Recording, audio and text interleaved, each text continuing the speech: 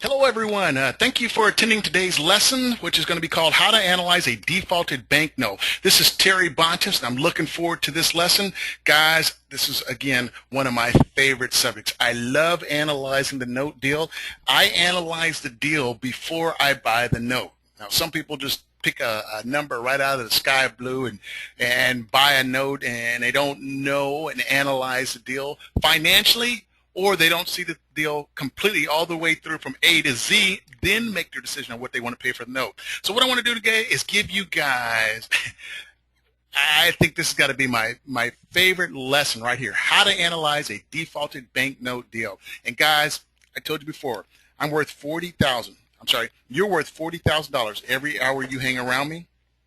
And I've hung around myself so much analyzing this deal, tearing it apart. I treat it like the Rubik's Cube. I'll twist it and turn it, and I'll look at all the different combinations. And that's why I become a master. I've really studied and put a lot of hours into this training. I love studying. So let's go ahead and rock and roll. Again, this is case study number 1. You guys know the picture now. I think you've been with me a while. If you looked at any of my previous trainings, I've concentrated heavily on case study number 1, and then I've gone into case study number 2. Again, case study number 1, this one is a great real estate market. Okay, case study number 2 was a bad real estate market.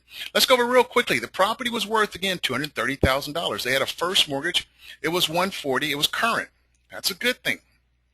They had a second mortgage. That was $40,000. It was behind 17 payments. That's not bad. $454 a month was the payment, and they were behind $7,800. Okay, the owner had some credit challenges. Okay, there was $50,000 of equity. The owner didn't want to sell the house. And again, one more time, just for the equity. Again, we have $230. Okay, for the value, we have $140 on the first, $40 on the second. Okay, and that comes out to $180,000. That's debt on the property. So value minus the debt equals the equity. That's how we got the $50,000 if you're just joining. I would encourage you to go back and do case study number 1 and work your way up to analyze the deal. But I know if you're like me, you just want to get to the bottom line. So that's why some of you are probably here and you may not understand what equity is. And here's the main thing right here, guys. This is main. This is the main thing. The owner didn't want to sell the house. Okay? The owner didn't want to sell the house, you guys. What do you think would have happened to 95% of real estate investors on this deal? That's right. They would have walked away simply because the owner didn't want to sell the house. See, by buying the non-performing paper from the bank, it gives a real estate investor like you and me the opportunity to make money on this deal, even though the owner didn't want to sell the house. So I went in and bought this $40,000 second mortgage for how much? I bought it for $10,000, you guys. That's 25 cents on the dollar. Now, this is the first mortgage right here. I always love to show what the first mortgage is, because there may be times when the owner doesn't pay, and then you got to be responsible to pay this first mortgage. If not, the first mortgage is going to foreclose on you. This is the second mortgage right here. Okay. What I love about this is this, the monthly payment. I love that. Nice low payment that I could probably rent out, lease option, do owner financing, and still create some positive cash flow. This is crucial. Bank's going to get their money back in 11 years.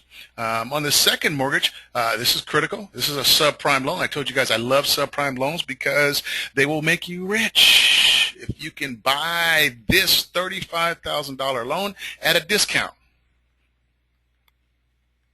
This return right here is going to be astronomical. I told you guys earlier, 40, 50, 60. I'm going to show you guys some percentages today as I work through this analysis with you. With something that was really interesting, again, they borrowed $35,000, and they're going to pay back over time a total of $108,000, you guys. Woo! That's a lot of money. Bank's going to get their return back at 6.5 years, which makes this really neat. The homeowner, if they make every single payment, they're going to pay back this $108,000. Cool. The bank's going to get its investment back in 6.5 years. Boy, that again is incredible, you guys. So that's why I get excited about buying these defaulted bank notes. Here is the second mortgage. This is what I always say, show me the money. Everybody says, Terry, what do you do? I buy defaulted bank notes that's secured by real estate. And they give me a funny face like, what? Most investors, they're looking to buy this thing right here. They want the house. I'd say 99% of real estate investors want this. Terry Bontemps, defaulted banknote buyer. I want this. I want the note. This is what I want. So again, looking at it differently, all it is basically the amount financed is 35 grand. We've already gone through it. It's going to be financed 14.75, the total finance charges, and by the time it's all paid, $108,000. And again, I wrote down here, is this crazy? Yes, it's crazy if you're paying it. Okay, it's ridiculously crazy. But if you're getting it, it's beautiful. Okay.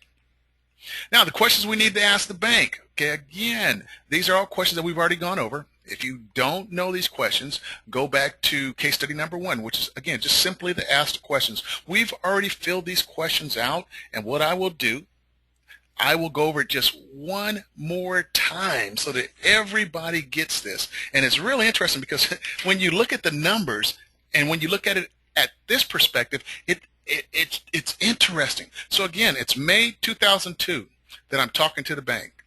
Okay, the amount that they borrowed was $35,000. The unpaid principal balance is $40,000. It's a 14.75 interest rate. The loan origination date was April of 1999. The maturity date is May of 2019. You know, right now we're at July of 2000. As I'm doing this, it's July of 2010. How many years are left over? That's 9 years right there. They're still left over if the homeowner was making payments. Now, I bought this again in 2002, so I got 8 years of payments if they would have made all 8 years of payments. And then I would have got another 9 years, 17 years of payments, guys. 17 years of payments at $454. I'm not going to go over it, but I want you guys to just write that down and get it as we go. The monthly payment, again, everybody knows right now, it's $454. There was a little change, like 40 something, but you know, let's just make it 0, okay? The last date that the payment was made was December of 2000. Here's a few more questions, things I got to ask. How many payments were they behind? They were behind 17. How much were they behind? I just rounded off to 7,800. How many payments had they made? They had made 20 before they went into default. What was the payoff amount? The payoff amount was $40,000. Here it is right here, all written down in a different format that makes it easy for me to see. So again, we go down here. There was a total right here of 240 payments. That's 20 years. Okay, they had made 20. Okay, 20 total. So remaining on this, between these two numbers here, there's 220 payments total. Now this 17, which really throws a lot of people off, is a part of the 220. Make it real simple. If they made those 17, remaining payments would be 203. That way you guys don't get confused, because I know the question you guys are going to ask. I've done this so many times when I teach my seminars. Terry, how does that 17 play into this? And I am so confused, blah, blah, blah, blah, blah, blah. And I go, okay, let me make it easy for you. They got 220 remaining. If they make 17, it's down to 203. So this 17 is a part of the 220. Now, if you were to multiply this out, this is 99,980. Bam, bam. I just want to call it 100. So it's nice and simple without any change. Now, if the homeowner was to make every single payment, I paid 10 grand for the note. They make every single payment. My return on the investment, 59%. I'm analyzing the deal. All right, you guys. I have some questions I need to ask you, because real estate investors, when I meet them, they don't really know as much as they should. I mean, it's not their fault, but I got to try to probe you and get you deeper. I want you to really think about this on a very intellectual level. So I'm going to ask you a question. What's the minimum amount you want to make on your deals? And I meet so many investors, they'll say $2,000. Or they'll say, you know what, Terry, $5,000. And I'll say, fine, no problem. That's a good answer. But as I work through this process, I want you to remember what you said, okay? And I want you guys at home, write it down. How much minimum would you like to make on your deal? And another question I ask is, how long are you willing to wait to get your money back? How long are you willing to wait to get your money back? Now, I'll tell you something that's very interesting. The reason I pointed out those numbers, as far as the bank is concerned, I pointed out that the bank would get their money back on that first mortgage in 11 years. Okay, the second mortgage gets theirs back in 6.5 years. I don't know if you guys remember that, but again, I study and I remember, and I know these numbers so well. So my question to you is, how long are you willing to wait to get your original investment back? If the bank's willing to wait 11 and 6, what would you be willing to wait? Some people tell me 1 year. Come on, be realistic. Some people say 2 years.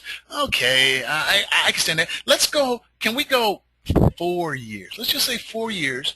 You're willing to wait to get all your money back that you put into the deal. Let's just play that out. All right? Now, what interest rate is acceptable to you as a rate of return on your investment? You put X number of dollars out, X number of dollars. What rate of return do you want on that investment? Just like I told you guys earlier, I put out $10,000 to buy that note. Here we go. $10,000 to buy that note. My return was 59%. Whoops, whoa, let's just call it bam, 59%. When you invest your money, what do you want to get? See, I told you what I like. I like putting it out and getting a big number. Okay? You have to decide what's good for you. I don't know.